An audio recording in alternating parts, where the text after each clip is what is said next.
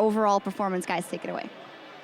Thank you very much, Shox. Aframu leading the charge there, the leader of that team for all intents and purposes. And I think we have to reiterate the fact that CLG should be proud coming away from this tournament with the second place finish. Although, yes, it's you didn't snag the number one. Everybody should be gunning for the win. You could have issues finding scrims and then maybe just not scrim at all and then have a worse tournament. So I'm really happy with what CLG brought to the table here. Yeah, what I think is really interesting as well is this isn't the first time we've seen a somewhat competitive series between a North American and a Korean team.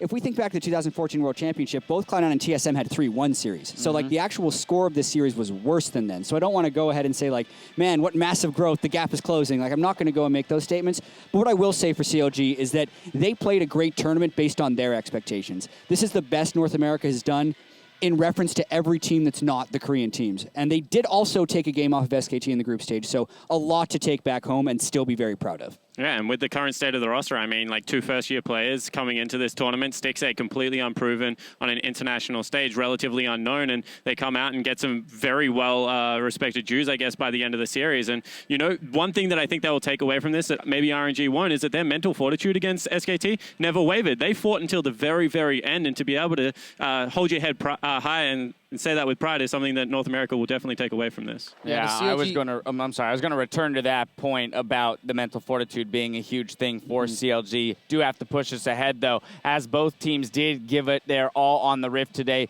We, though, have to see, as we have before, that Faker carried harder than the rest. He's going to be awarded our player of the series, bringing his 33% of the team's damage and 18 kills in 3 games.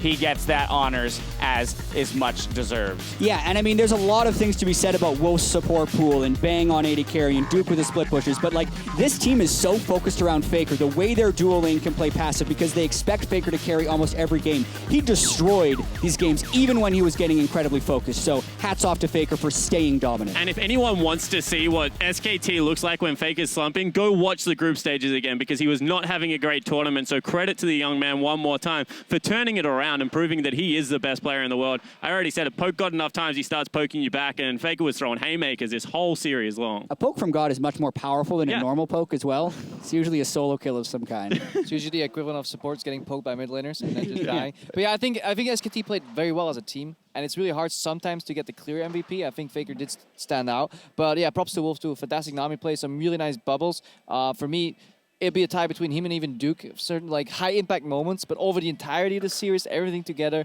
what they mean for the team, how they impact each other, Faker still is a well-deserved MVP. Absolutely a team effort. Shox is joined though in the interview lounge by the man himself. So let's head downstairs for a word.